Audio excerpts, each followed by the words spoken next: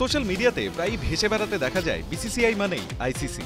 International ক্রিকেটে ভারত কিছুটা অতিরিক্ত সুবিধা আদায় করতে প্রায়ই যে দাদাগিরি দেখায়, ক্রিকেট ফ্যানরা সেটাকেই খানিকটা ব্যঙ্গ করে বলেন এমন কথা।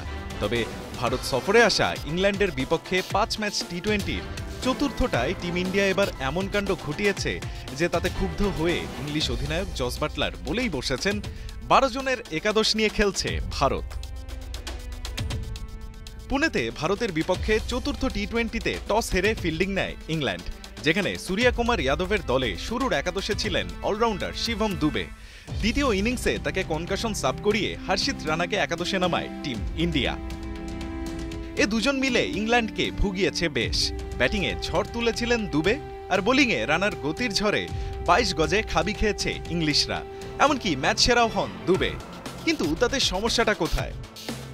এখানেই বুঝতে হবে কনকাশন সাব নিয়মের মারপ্যাচ, আর দাদাবাবুদের সাইড থেকে সেটা যাচ্ছে তাই ভাবে ব্যবহারের বিষয়।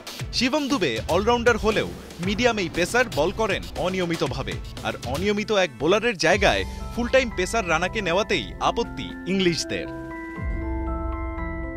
আইসিসির কনকাশন সাব নীতিমালায় বলা হয়েছে একজন ব্যাটারের কনকাশন সাব হিসেবে আরেকজন ব্যাটার, বোলারের বদলে আরেকজন বোলার এবং একজন অলরাউন্ডারের বদলে কনকাশন সাব হিসেবে নামানো যাবে আরেক অলরাউন্ডারকে।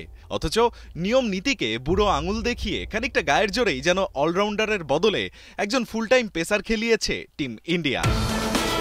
ভারতের এমন কাণ্ডে ক্ষুব্ধ ইংলিশ অধিনায়ক জস বাটলার ম্যাচের পর কোনো রাগঢাক না রেখেই করেছেন কড়া সমালোচনা। এটা সঠিক রিপ্লেসমেন্ট ছিল না। আমি যখন খেলতে নামি ভাবছিলাম হর্ষিত কার পরিবর্তে খেলছে। যখন তারা বলল তাকে কনকাশন রিপ্লেসমেন্ট হিসেবে নেওয়া হয়েছে, বিষয়টা আমি একদমই মেনে নিতে পারিনি।